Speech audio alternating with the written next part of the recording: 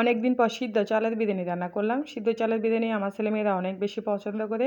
আর আজকে বিরিয়ানিটা মূলত রান্না করা হচ্ছে। আজকে ঘরে কোনো রকম চাল ছিল না, সিদ্ধ চাল ছাড়া। তো সিদ্ধ চালের ভাত এমনিতে খাওয়া যায় না, সেই জন্য বিরিয়ানি রান্না করলাম। হ্যালো এভরিওয়ান, আসসালামু আলাইকুম। কেমন আছেন সবাই? আশা করছি ভালো আছেন।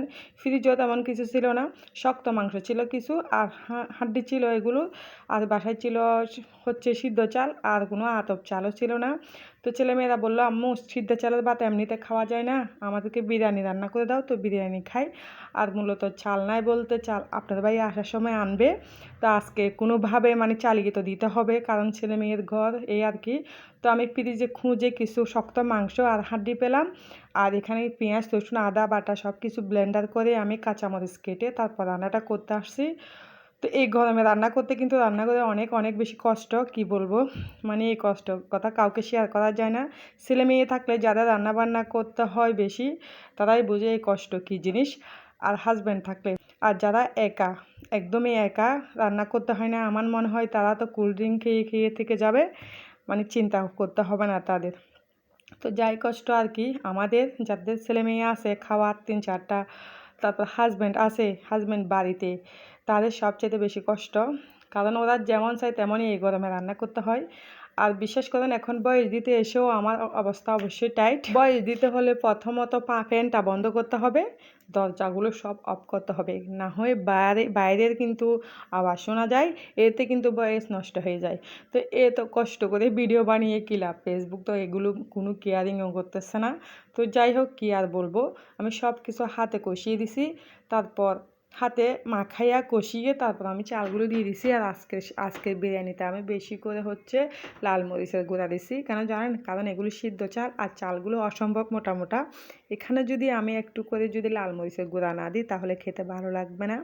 আমার থেকে শুধু একটা বিরিয়ানি মশলা কিনতে হয়েছে, আর চালগুলো ঘরে, মাংসগুলো ঘরে, কোনোভাবে ঘরোয়া উপায়ে রান্না করে ছেলে মেয়েদের খাওয়ানোটা হচ্ছে বড় কথা।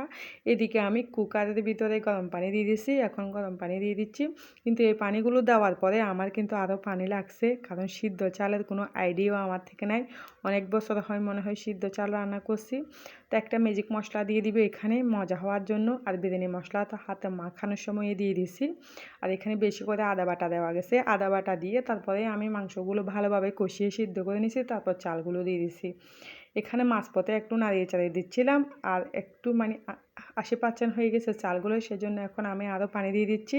মানে যে পানি আমি দিছিলাম আগে ওই পানি হচ্ছে না, আরও পানি লাগবে। আর সামান্য গুঁড়ো দুধ দিয়ে দিচ্ছি, গুঁড়া দুধ দিলে যদি বেশি জাল হয়ে থাকে জালটা একটু কমে যায়, এই আর কি, একটু ব্যালেন্স হওয়ার জন্য জালটা। তারপর একটু আবার নাড়িয়ে চাড়িয়ে দিয়ে ঢাকনা দিয়ে ঢেকে দিলাম। তার আগে আমি কিন্তু 2টা পলি কেটে এখানে ভিতরে ঢেকে দিলাম। ঢেকে দেওয়ার পরে আমি আবার একটা বড় থালি দিয়ে ঢাকলাম। ঢাকার পরে তারপরে মানে এগুলো আমি ছোটো করে দিয়ে চুলার জালটা একদম মানে লো হাইটে দিয়ে তারপর রান্না করে নিয়েছি। আর কতটা ঝরঝরে হয়েছে দেখেন।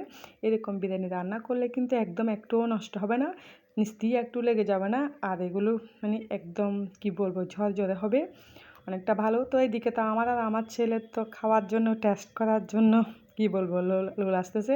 তারপর মা ছেলে বসে গেলাম খাওয়ার জন্য। বিশ্বাস করেন অনেকটা মজা হয়েছিল। আর সিদ্ধ চালের বিরিয়ানি এমনিতেও মজা, একটার সাথে একটা এমনি লাগে না, যেটা থাকে খেতেও মজা। আলুগুলো সিদ্ধ হয়ে গেছে।